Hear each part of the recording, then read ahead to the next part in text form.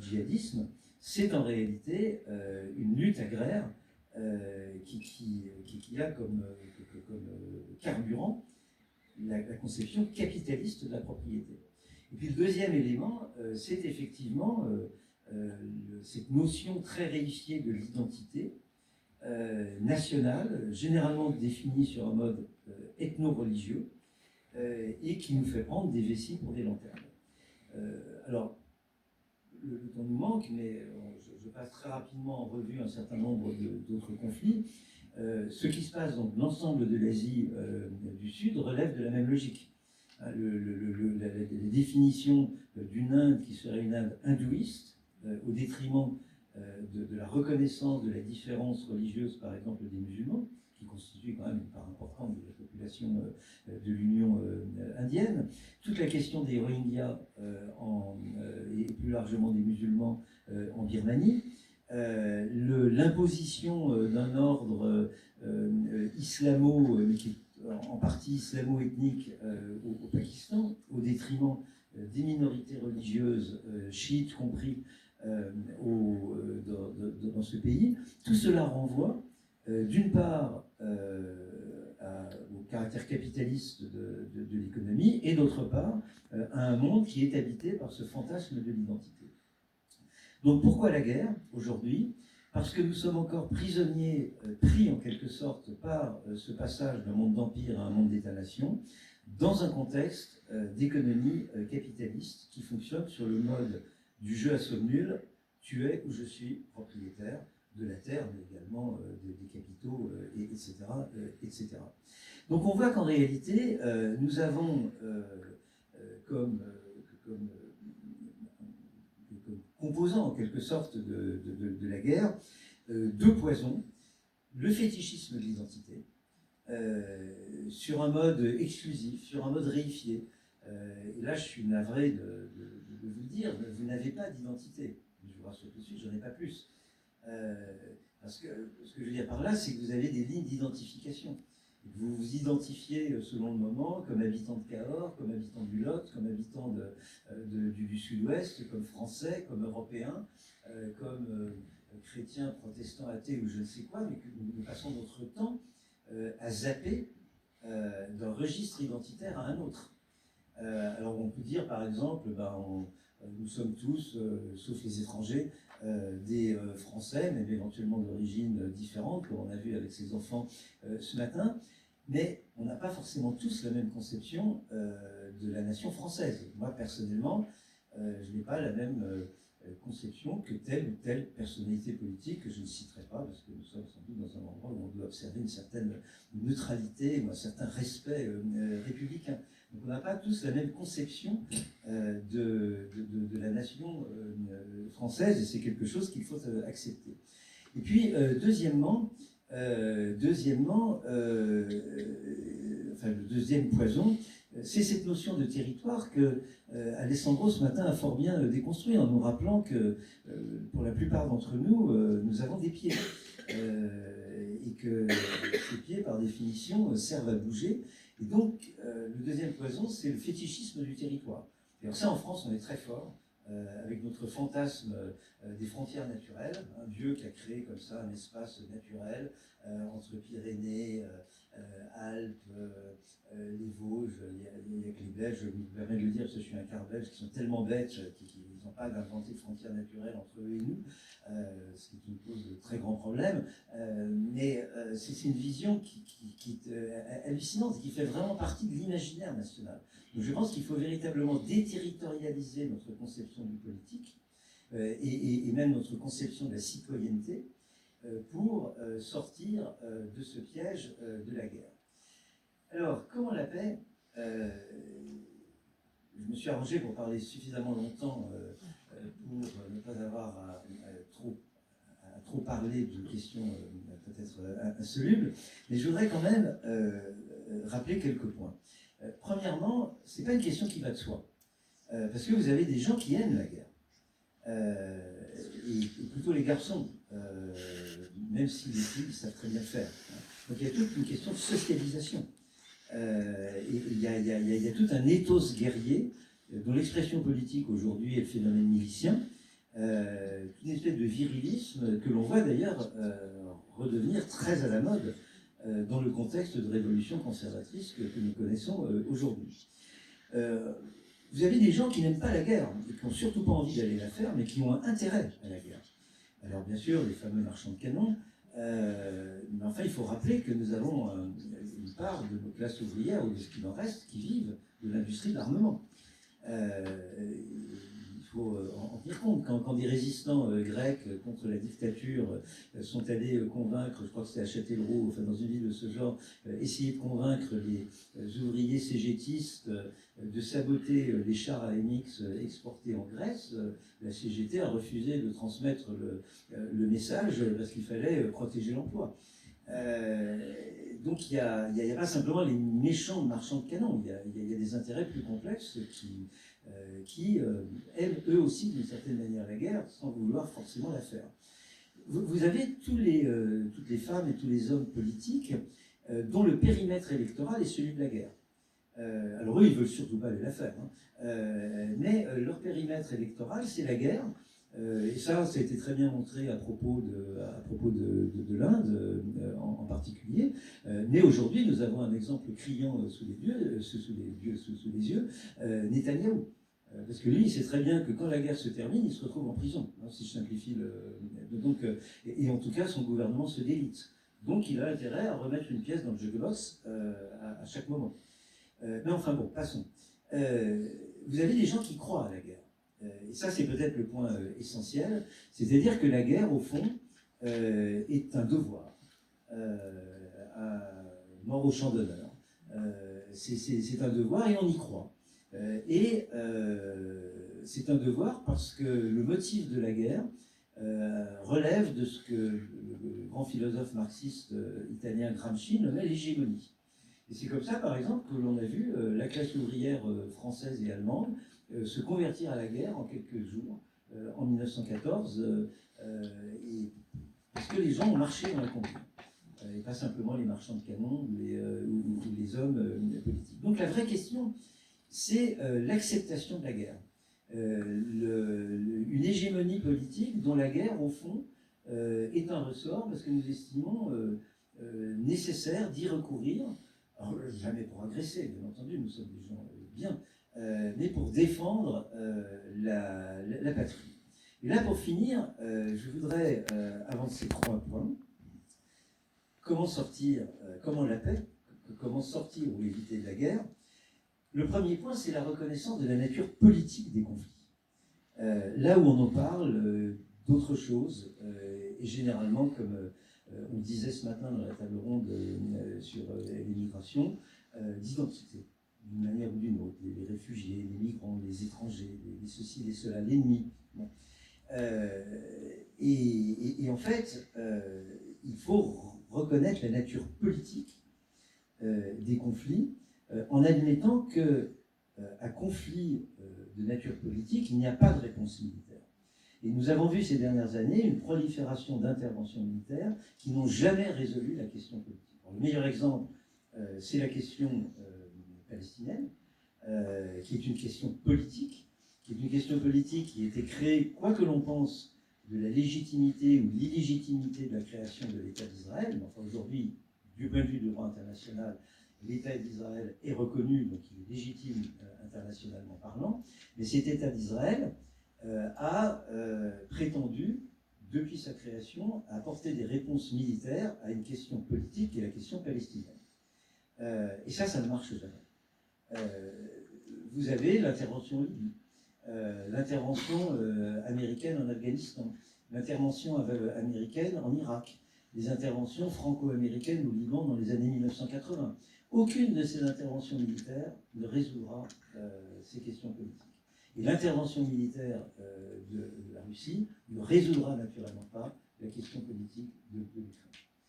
Donc, la première condition de la paix, c'est la reconnaissance politique de conflits qui sont des conflits politiques et qui ne peuvent être résolus sur un mode militaire. La deuxième réponse, même si elle paraît comme ça un peu irénique aujourd'hui, c'est le respect du droit international. Alors c'est une réponse irénique parce que aujourd'hui nous le bafouons, mais alors de manière éhontée, dans la bouche de tous nos dirigeants et dans les actes également, malheureusement. Et la question palestinienne, puisqu'elle nous écoute, puisqu'elle nous habite beaucoup, a été produite par le refus d'appliquer le droit international, par l'impunité que l'on a accordée à l'État d'Israël en termes de respect du droit international. Et je le dis sans être au sens littéral du terme antisioniste, même si je ne pense pas que la création de l'État d'Israël ait été l'idée la plus intelligente du XXe siècle, une mauvaise réponse à ce problème du passage de l'Empire à l'État-nation. Mais enfin, internationalement aujourd'hui, Israël existe et est reconnu, mais on a accepté pour Israël un régime dérogatoire en termes de droit international, puisqu'on n'a jamais contraint Israël à respecter les conventions internationales et les résolutions des Nations Unies. Et puis aujourd'hui, n'en parlons pas, la représentante de l'Union européenne pour les affaires internationales, le ministre des Affaires étrangères de l'Union européenne, a recensé 30 principes de droit international qui sont systématiquement violés par Israël, ce qui apparemment n'est pas une condition suffisante pour que l'on suspende l'accord d'association entre l'Union européenne et Israël, qui repose sur le respect des droits de l'homme. Donc évidemment, on en est assez loin, mais il n'empêche que seul le respect du droit international est garant de la paix, parce que toute violation du droit international est un polluant éternel, dont on ne se dépêtre jamais. La Turquie reste empêtrée, la République de Turquie reste empêtrée dans un génocide qu'elle n'a pas elle-même commis. L'Allemagne fédérale, enfin l'Allemagne, reste empêtrée, notamment dans son incapacité à reconnaître les violations du droit international par Israël, par la mémoire traumatique du génocide qu'ont commis les nazis pendant la Seconde Guerre mondiale. La France ne s'est pas dépêtrée des atrocités qu'elle a commises dans son empire colonial, et notamment en Algérie. Et l'on pourrait multiplier la liste. Donc toute violation du droit international est un polluant éternel et qui empoisonnera la paix, et qui empoisonnera également l'ordre politique et notamment la démocratie des pays concernés.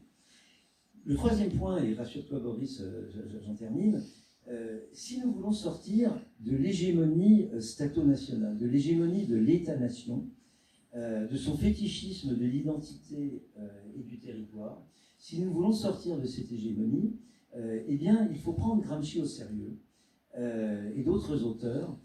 Gramsci, qui avait fait des études de philologie et qui s'intéressait beaucoup à la traductibilité, à la possibilité, si vous voulez, de termes précis d'être traduits et d'être transposés d'un domaine à l'autre. Et de la même manière, dans les années 1930, et après la Seconde Guerre mondiale, un professeur de littérature allemand, Victor Klemperer, qui était allemand d'une famille d'origine, enfin, d'une famille juive, et qui a vécu, parce qu'il était marié à une entre guillemets arienne, qui a vécu toute la Seconde Guerre mondiale en Allemagne et qui a survécu au nazisme de manière quasiment miraculeuse. Donc Victor Klemperer s'est interrogé sur la langue du Troisième Reich et il a insisté sur l'arsenic des mots, et notamment sur la traductibilité, sur le passage du vocabulaire militaire au vocabulaire non seulement politique, mais de l'ensemble de la vie sociale que le nazisme a opéré. Et également sur le transfert de l'imaginaire romantique et le dévoiement de l'imaginaire romantique allemand à l'imaginaire du national-socialisme. Et Victor Klemperer parle de l'arsenic des mots, c'est-à-dire qu'on en consomme comme ça tous les jours, on ne s'en aperçoit même pas. Et puis au bout d'un moment, on en meurt. Alors là, je voudrais vous montrer quelques mots empoisonnés que nous utilisons tous les jours, et ils sont empoisonnés parce que l'usage de ces mots nous empêche précisément de voir la réalité politique que nous vivons et dont nous acceptons l'hégémonie, et à l'hégémonie de laquelle nous participons en répétant jour après jour ces mots, ou en les écoutant jour après jour. Et bien sûr, je vais tirer ces mots du Moyen-Orient, puisque c'est là sans doute où la question se présente de la manière la plus tragique. Par exemple, on va parler à propos du Moyen-Orient de la présence française au Liban et de l'ingérence iranienne. Je commence par le truc le plus drôle. Alors, la présence française au Liban, bon, en Terre Sainte, oui, bon, il y a le Moyen-Âge, les croisades, cool. Puis après, il y a eu quand même une grande éclipse, parce qu'il y a eu la domination ottomane. Et justement, au début de ce processus de passage d'un monde d'empire à un monde d'État-nation, la monarchie française, le second empire français, la troisième république française ont commencé à s'intéresser à ce Proche-Orient, à ce Mashrek, notamment pour, parce que nous sommes toujours animés des meilleures intentions, pour protéger les chrétiens d'Orient. Bon, et commencer à semer le germe identitaire et le germe ethno-religieux dans l'Empire ottoman qui n'avait que faire de ce genre de catégorie. L'ingérence iranienne, le chiisme iranien tel que nous le connaissons aujourd'hui, il est né grosso modo au XVIe siècle par l'arrivée, par l'importation d'Alim, de savants musulmans chiites qui venaient du Liban, entre autres, et de Bahreïn. Et ce sont ces alims libanais qui ont construit le chiisme safavide, dont procède d'une certaine manière le chiisme aujourd'hui de la République islamique. Donc, d'une certaine manière, les relations entre le Liban et l'Iran sont des relations pluriséculaires. Par ailleurs, une bonne partie du clergé iranien est allié maritalement, enfin, des alliances matrimoniales avec le clergé libanais, chiite. C'était le cas, par exemple, d'Imam Khomeini, c'était le cas de Khatami, qui était président de la République islamique, etc., etc. Et puis par ailleurs, l'Iran est aujourd'hui un pays de 90 ou 92 millions d'habitants, qui est localisé dans le Moyen-Orient, et on ne voit pas très bien par quel miracle un pays aussi puissant n'aurait pas une politique régionale active. Ça serait un peu de demander, par exemple, à la France de n'avoir aucune politique européenne et de parler d'ingérence française dans ses relations avec, dans son soft power, dans les différents pays, dans ses alliances militaires avec les différents pays européens. On va parler à propos de l'Iran des proxys, à propos par exemple du Hezbollah, du Hamas, des Houthis du Yémen. Pour qui connaît l'histoire de ces régions, il est complètement erroné de penser que le Hezbollah est né d'une espèce de marionnette de l'Iran.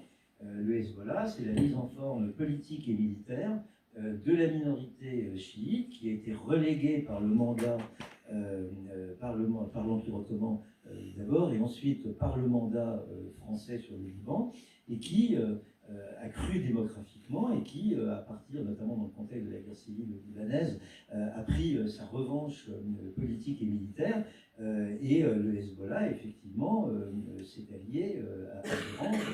De la même manière, les houthistes n'ont rien à voir avec le chiisme de la République islamique, c'est une alliance. Donc il vaudrait mieux parler d'alliés. Si vous parlez de proxy, vous vous interdisez de comprendre la complexité du jeu que l'on qualifie aujourd'hui de géostratégique de la région.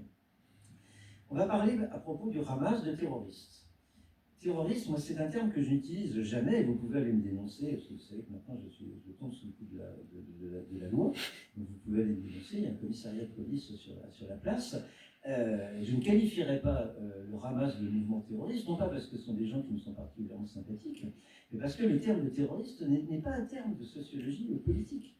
Le terroriste, c'est l'ennemi avec lequel on va négocier demain. Les Français ont qualifié de terroriste le FLN, ils ont négocié. Israël qualifie de terroriste le Hamas.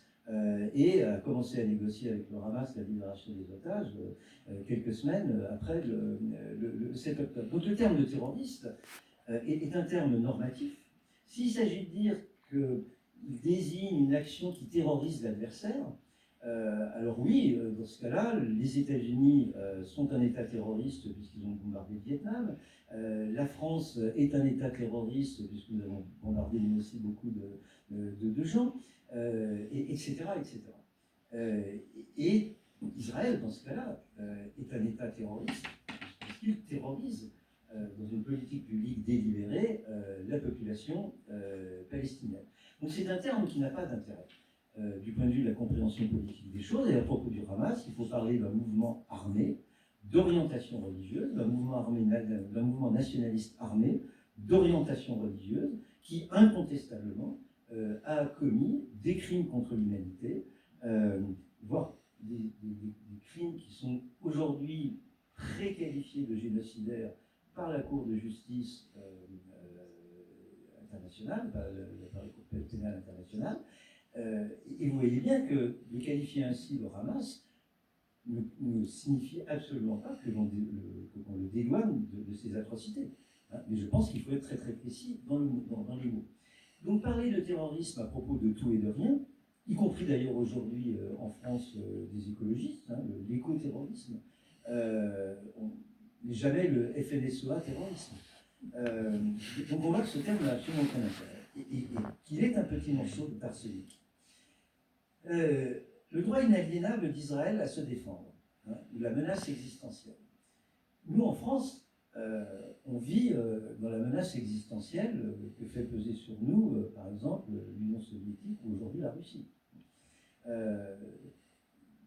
Israël s'est doté de l'arme nucléaire avec la coopération française, et si, en tant que telle, l'arme atomique représente une menace existentielle, ce serait plutôt aux autres États de la région, les États arabes, comme on dit, ou l'Iran, de se plaindre de la menace existentielle qu'Israël fait peser sur eux. Donc le terme de menace existentielle nous permet de complètement gommer toute intelligence de la question nucléaire, toute distinction entre un programme nucléaire civil, un programme nucléaire militaire et se doter de l'arme nucléaire, et qui sont trois choses très différentes. Par exemple, le Japon s'est doté d'un programme nucléaire civil, d'un programme nucléaire militaire qui n'est jamais avoué, pour devenir un État du seuil capable de se doter de l'armement nucléaire dans une séquence relativement courte en cas de menace existentielle à son encontre. Donc, détricoter le discours hégémonique qui qualifie aujourd'hui la politique d'Israël serait un grand pas vers la paix.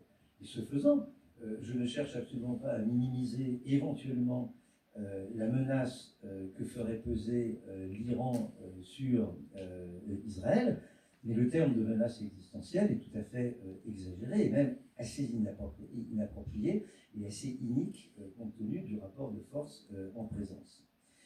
Et puis, deux dernières expressions qui me paraissent très contestables et très envenimées. La guerre qui a commencé le 7 octobre. Vous savez que c'est une espèce d'énoncé que l'on entend systématiquement, la guerre qui a commencé le 7 octobre, avec des tirets entre chaque mot. Non, la guerre a commencé en 1947-1949, à tout le moins. Je pense qu'elle a même commencé avant avec le développement du projet sioniste dans les conditions dans lesquelles il a été mené. Et que parler de la guerre qui a commencé le 7 octobre, c'est naturellement complètement occulter le refus de régler politiquement la question palestinienne par Israël. C'est par exemple oublier que le Premier ministre Rabin n'a pas été tué par un Palestinien, mais par un citoyen israélien juif. Et c'est oublier quand même beaucoup de choses. Donc cette expression qui paraît comme ça relativement inoffensive de la guerre qui a commencé le 7 octobre, en réalité recouvre complètement, occulte complètement, à tout le moins 50 ou 60 ans d'histoire. Et puis le dernier venin, qui est à mes yeux le plus scandaleux, quel que soit le point de vue par lequel on le saisit, c'est l'équation qui nous est opposée judiciairement, juridiquement, aujourd'hui donc en France, et vous avez une deuxième raison de me dénoncer au commissariat en face, c'est l'équation antisionisme égale antisémitisme. C'est-à-dire que toute critique aujourd'hui de la politique d'Israël est immédiatement ramené à de l'antisionisme, et l'antisionisme est immédiatement ramené à l'antisémitisme. Alors, bien sûr, là à nouveau, vous avez une équation venimeuse qui permet d'interdire tout débat public, quelles que soient nos opinions respectives. On peut avoir des opinions très différentes sur le sujet, mais d'interdire tout débat public. Donc c'est une violation très directe à l'espace public, à la sphère publique qui est constitutive de notre démocratie, alors qu'historiquement, cette équation ne repose sur rien.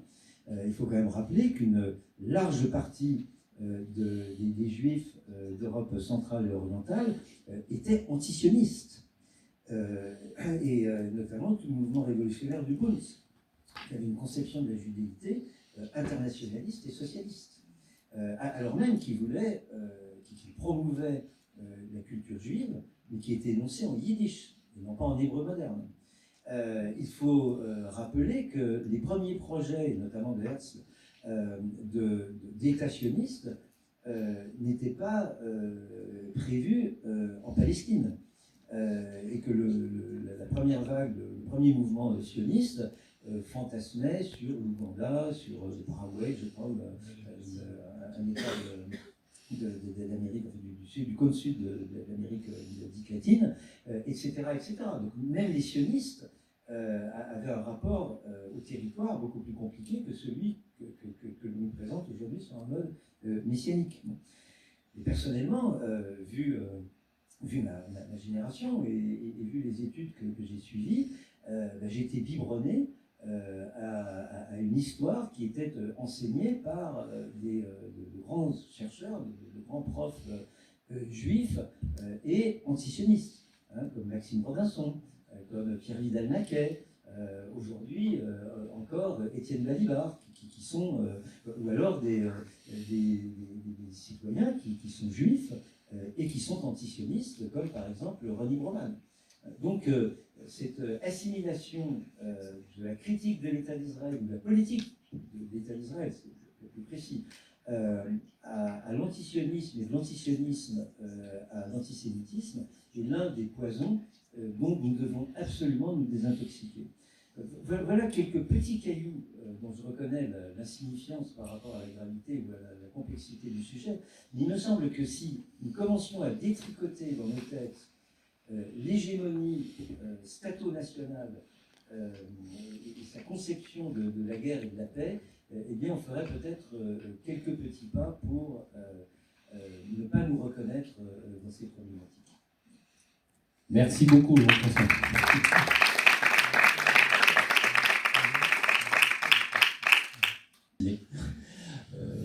Alors,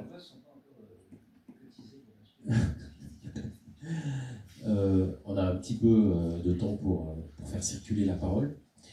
J'aimerais te poser une question un peu provocante pour entamer le débat. Par rapport à l'Europe, puisque finalement l'Europe aujourd'hui n'est pas un État-nation, et l'Europe est attaquée de partout par l'idéologie de Trump donc, américaine, par finalement la Russie, et même la Chine considère que cette espèce d'ovni politique pose un problème. Donc comment l'interprètes-tu au regard de cette question de l'État-nation et de la possibilité d'aller vers d'autres formes d'organisation politique à l'avenir? Et pourquoi il y a cette focalisation sur l'Union européenne et cette volonté qui est quand même très forte de faire gagner l'extrême droite partout dans les États-nations européens? Alors, il faut déjà distinguer l'Europe et la construction européenne. Et donc l'Union européenne, c'est ce qu'on appelle la construction européenne. Et la construction européenne a été une machine de paix. Et il demeure une machine de paix, jusqu'à preuve du contraire. Elle a été pensée en tant que telle. elle était mûrie en tant que telle, et peut-être dès la Première Guerre mondiale, pendant la Première Guerre mondiale, il y a eu des négociations permanentes entre les différents protagonistes du conflit, plutôt sous l'égide des États-Unis, alors même que la guerre continuait à faire rage, pour évoquer la question des dommages de guerre. Personne ne savait trop qui allait les payer d'ailleurs. Mais, dans cette commission réfléchissant à la question de la sortie financière de la guerre, vous aviez des gens comme Jean Monnet ou Adenauer. Donc la construction européenne telle qu'elle émerge dans les années 1950, c'est une chose qui a été pensée pendant les horreurs de la Première Guerre mondiale, du nazisme, de la Seconde Guerre mondiale. Et au fond, c'est aussi la production d'une hégémonie, c'est-à-dire que vous avez des gens comme ça dans un coin, qui certes avaient quand même des instruments de commande, qui ont commencé à imaginer la paix et à construire une contre-hégémonie. Il fallait quand même y penser dans les années 30, bon, c'était pas évident, hein, pendant la Première Guerre mondiale. Donc il y a la construction européenne qui a été fondamentalement une machine de paix. Le problème après, c'est que cette machine de paix, elle a été effectivement, elle était prise politiquement, elle a été contrôlée politiquement par des courants parfaitement démocratiques, hein, on va dire par la droite, enfin par les partis de droite, qui au bout d'un moment se sont convertis à ce qu'on appelle communément le néolibéralisme, dont les politiques économiques ont engendré une très grande inégalité, celle à laquelle fait allusion Alessandro ce matin, un sentiment d'aliénation de la part des citoyens, sentiment d'aliénation qui, dans un pays comme la France, a pu être exacerbé par le déni de choix populaire du référendum de 2005.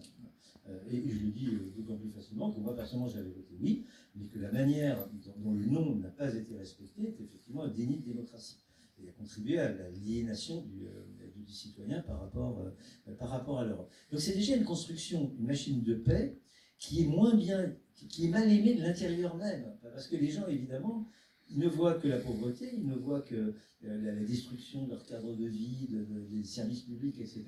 Mais ils ont oublié la raison première de la machine de paix. Après, l'idée européenne, il faut quand même rappeler que Hitler a été un grand Européen. Il avait une conception de l'Europe. Napoléon aussi, d'ailleurs. C'est pas un Européen qui est très bien accepté de nos voisins. Mais enfin, pour rester dans la provocation, mais comme souvent les provocations, il y a une grosse part de vérité, Hitler avait une conception de l'Europe. Qui évidemment n'était pas exactement la même que nous avons. Et aujourd'hui, il est tout à fait normal, enfin je veux dire, ça n'a rien d'étonnant que des partis d'extrême droite qui adhèrent à cette conception et à cette réification de la définition ethno-religieuse de la citoyenneté aient une certaine idée de l'Europe, pour paraphraser le général de Gaulle. Donc ça n'a rien de... Et puis après, à l'échelle mondiale, l'Europe est un peu une empêcheuse. Alors elle est à la fois un objet de fascination pour une partie de l'opinion, on va dire, internationale, peut-être de certains gouvernements, comme par exemple en Amérique latine ou autre, en tant que réussite d'une construction régionale, d'un espace économique régional. Mais c'est aussi une empêcheuse de gouverner ou dominer en rond.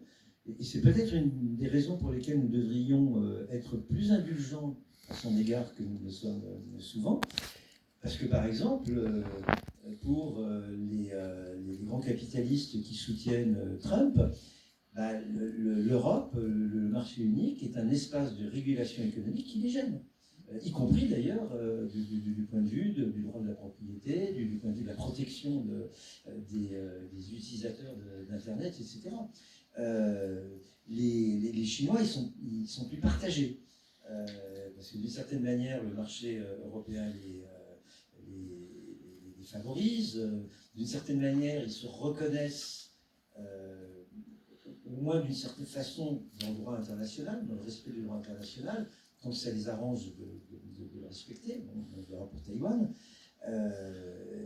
etc., etc. Donc, je pense que la détestation dont l'Europe fait l'objet aujourd'hui de la part de certains des grands squales du système international devrait nous amener à réfléchir à nouveau frais à l'Europe comme une machine de paix et également comme machine de relative régulation économique.